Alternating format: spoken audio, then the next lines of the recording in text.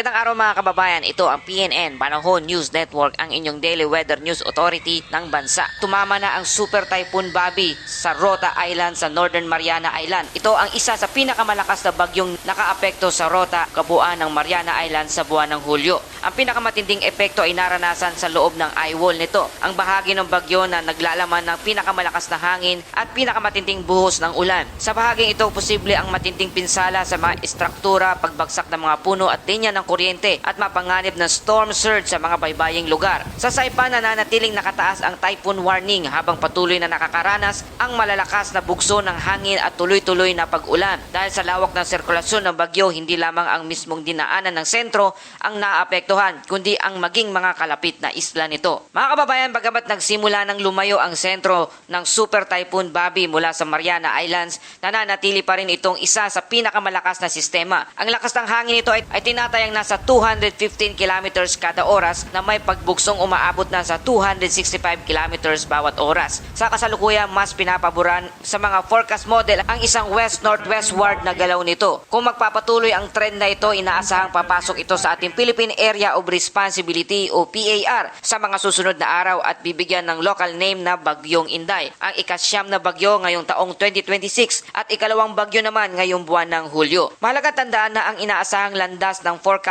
ng bagyo ay forecast pa lamang at maaari pang magbago habang umuusad ang bagyo. Ang magiging posisyon ng high pressure area sa hilagang ng Japan at ang pagbabago ng steering wind ay ang ilan sa mga pangunahing maaari makaapekto sa direksyon nito. Sa kasalukuyan, mas mataas ang posibilidad na dadaan ang sentro ng bagyo sa karagatan ng silangan ng extreme northern Luzon bago kumilos patungo sa Taiwan dahil mababa pa rin ang posibilidad ng direktang landfall sa kalupaan ng bansa, ngunit hindi na ito inaalis ang banta ng malawakang epekto mula sa pinakamalakas na habagat. Mga kababayan, sa loob ng 24 oras, inaasahang magpapatuloy ang Super Typhoon Bobby sa pagkilos pakanlurang hilagang kanluran habang unti-unti itong lumalayo sa Mariana Island. Habang papalapit ito sa silangang bahagi ng ating bansa, patuloy na sinusubaybayan kung may magiging pagbabago ang direksyon o bilis ng pagkilos nito. Kung hindi magkakaroon ng malaking pagbabago sa forecast, posible nang maramdaman sa ating bansa ang hindi direktang epekto ng bagyo sa pamamagitan ng paglakas ng habagat na maaring magdala ng mas madalas at mas malalakas na pag-ulan lalo na sa kanlurang bahagi ng Luzon at Visayas. Sa mga susunod na bulletin, mas magiging malinaw kung aling mga lugar ang maaring makaranas ng pinakamatinding epekto at kung kakailanganing magtaas ng tropical cyclone wind signal sa ilang bahagi ng Northern Luzon. Samantala, narito ang lagay ng panahon sa buong bansa. Sa Luzon, magiging bahagyang maulap hanggang maulap na ang kalangitan na may posibilidad na mga panandaliang pag-ulan lalo na sa hapon at gabi dahil sa localized thunderstorm. Sa lugar naman ng Visayas, katulad ng Luzon, inaasahan ang mainit na panahon sa maghapon na maaring sundan ng biglaang pagbuhos ng ulan ng mga thunderstorm sa ilang lugar pagsapit naman ng hapon o kaya hanggang gabi. Sa lugar ng Mindanao, magiging maaliwalas ang malaking bahagi ang panahon, ngunit may posibilidad pa rin ng mga panakanakang pag-ulan at pagkulog at pagkidlat sa ilang lugar. Para naman sa ating coastal waters and marine advisory sa Northern Luzon, inaasahan ang bahagyang